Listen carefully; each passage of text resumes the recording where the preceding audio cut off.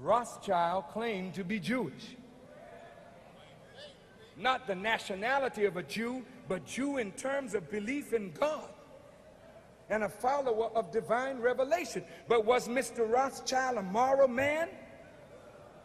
Here's a man that had 5 sons, and he sent his 5 sons into 5 countries. One son went to England, one son to France, one to Austria, one to Italy, and another remained in Germany with the father. And from these sons and the money that these sons had, they worked and maneuvered and manipulated until they gained control of the central banks of England, France, Austria, Italy, and Germany. The control of these central banks went into the hands of individuals whose interests were not necessarily in harmony with the best interests of that nation. These privately owned central banks became the printer of the money and the extenders of credit of that particular nation. Government and politics in Europe was always controlled by the money interests. Wars were fought, and in order to fight a war, governments had to borrow money. They borrowed money from these central banks. The central banks waxed rich because they loaned money and charged interest, then took over when one side prevails against the other. And when governments could not satisfy the indebtedness, then some of the natural wealth of that country flowed to the bankers. They would loan money to both sides in the conflict because they really didn't care who won or who lost. For centuries, there has been big money to be made by international bankers in financing governments and kings. Such operators, however, are faced with certain thorny problems. We know that smaller banks operate to protect themselves by taking collateral. But what kind of collateral can you get from a government or a king? The process through which one collects a debt from a government or a monarch is not a subject taught in the business schools of the universities. And most of us, never having been in the business of financing kings or governments, have not given the problem much thought. But there's a king financing business. And to those who can ensure collection, it is a lucrative business. Like a business, no government can borrow big money unless that government is willing to surrender to the creditor some of its sovereignty.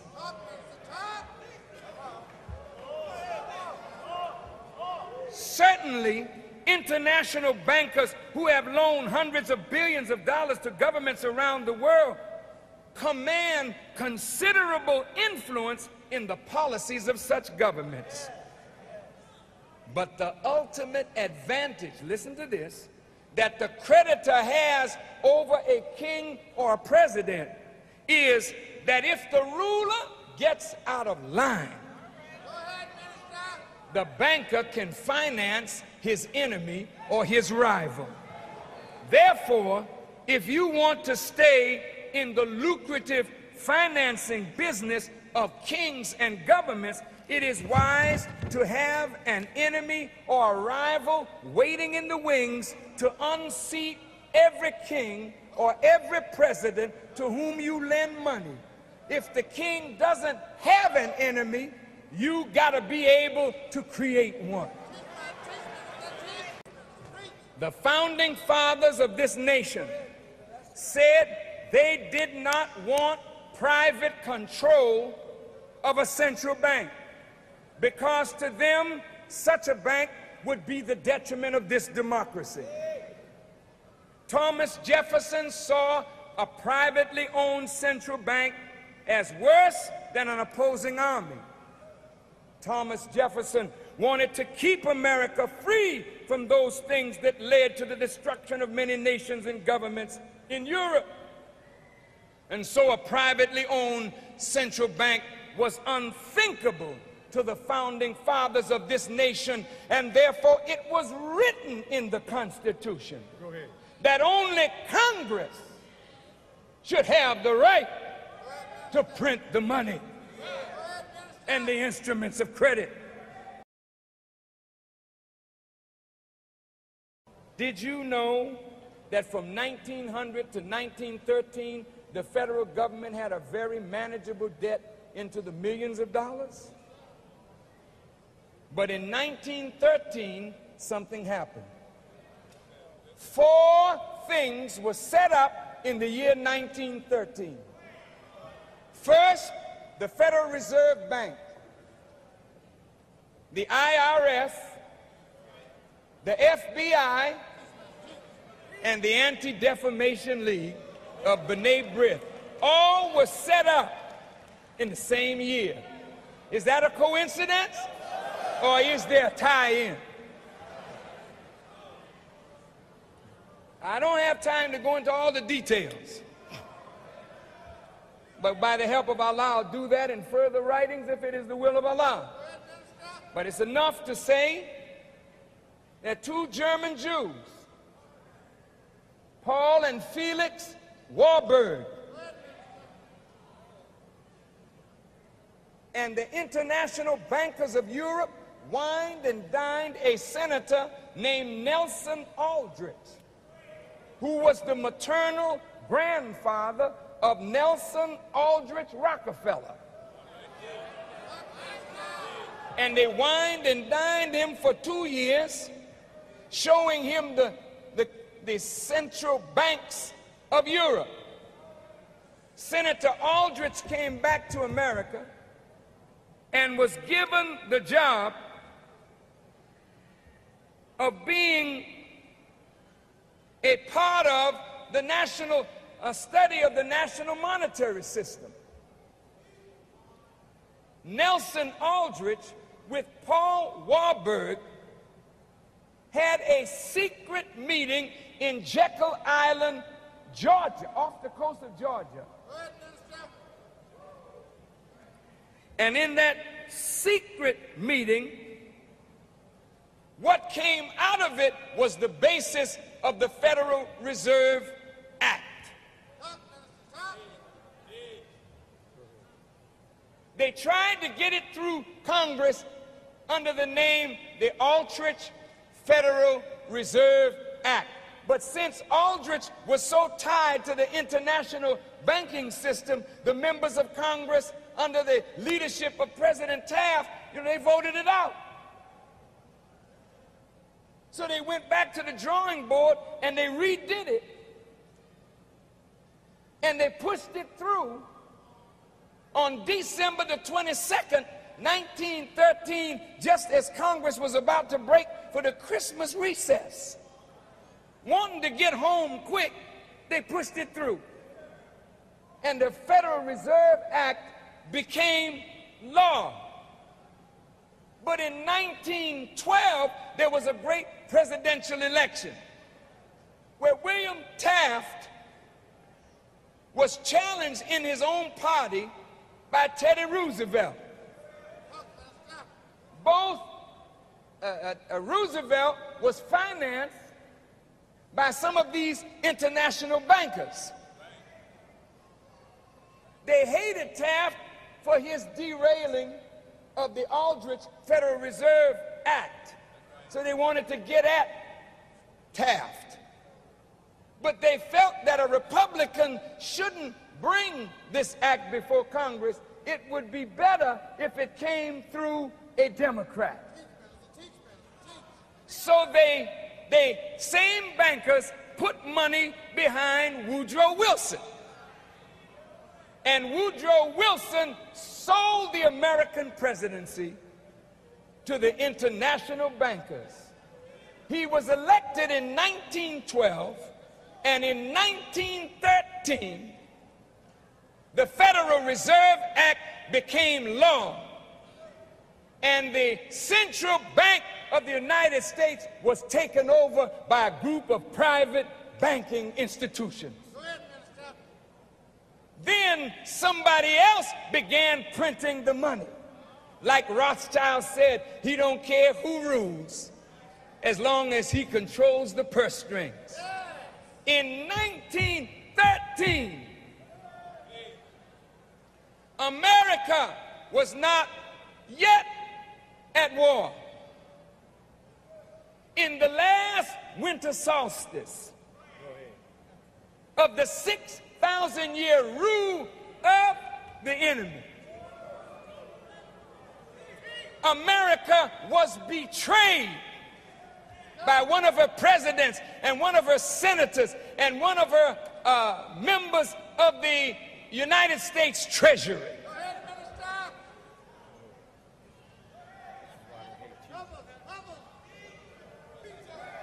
Do you know why I'm teaching this subject on Jesus Saves? Because after I say what I'm saying today, if I ain't got a Savior, I'm sure gonna need one after I say what I say today.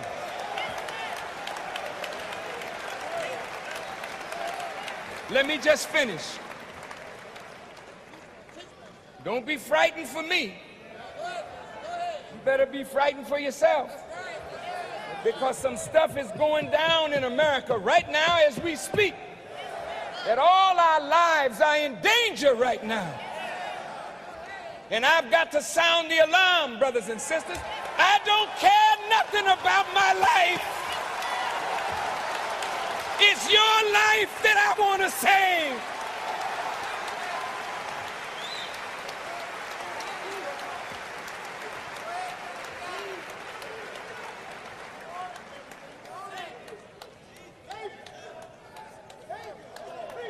Listen, now that the bank that prints money is in the hands of private interests, the idea is to push up and inspire the government to borrow. How do you do it? Get America into war. The war in Europe started in 1914. And by 1917, under a lie about the Lusitania being sunk by German subs, the American people were called into a war to end all wars.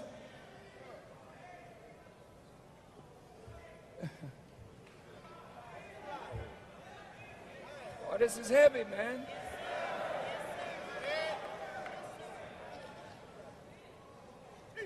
I mean, you can't believe how wicked,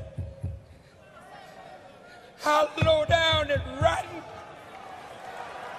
Wait a minute, wait a minute, wait a minute. You can't believe how wicked these people are. To play games with your lives and the lives of your babies. Create a war just to get more money, to charge more interest, and send your babies to die for bullshit.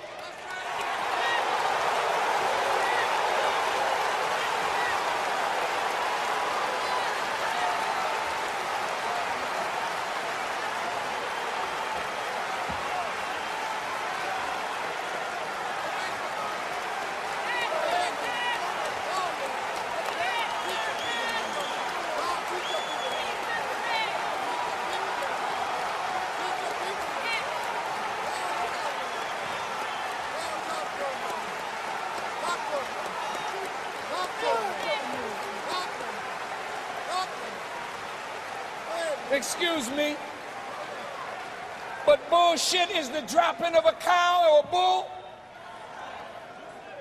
It's BS, it's lies, it's deceit. And the American people went to war in 1917, and black people sued to become a part of the war because we didn't want to be left out of America. So America signed us up to fight the war. And black men died, but they don't know what the hell they were dying for, and neither did the white ones know what they were dying for.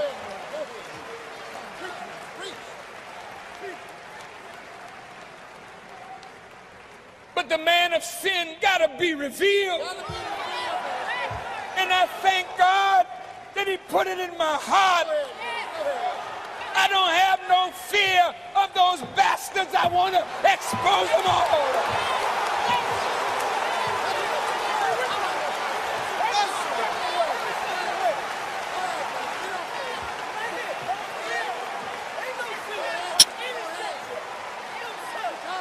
God is present.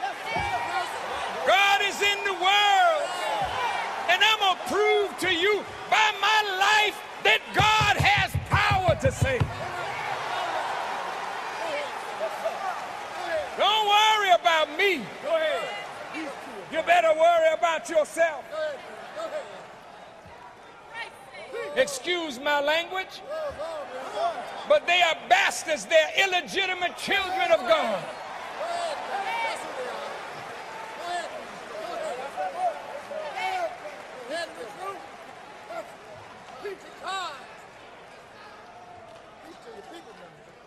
When America started borrowing money, they had to have a way to pay it back.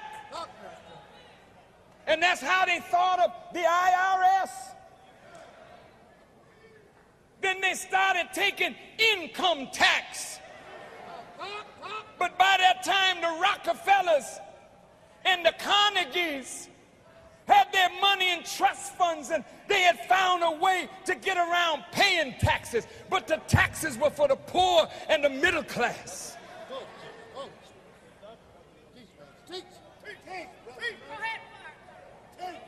It was a gradual income tax that was to keep on escalating.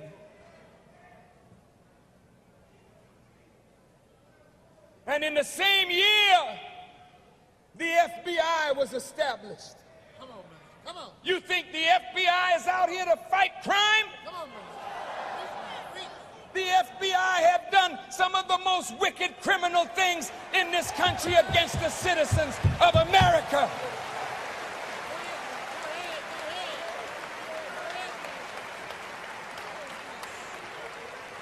Who are you, Farrakhan? Go ahead. That you take on the unseen powers of the world to expose them to the light of day. Who are you? I say I'm your brother. I'm a servant of these two mighty men.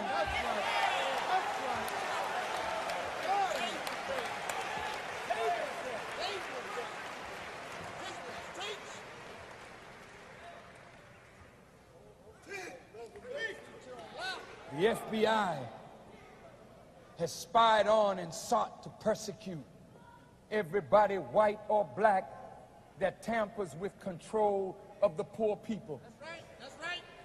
Whether you're communist, socialist, whether you have an idea that could stimulate the masses with truth, the FBI pounces on you. In the same year that the FBI was established, the Anti-Defamation League was established. The Anti-Defamation League has been used to cover up and to fight against anybody that is not necessarily anti-Semitic, but anybody who will expose those Jews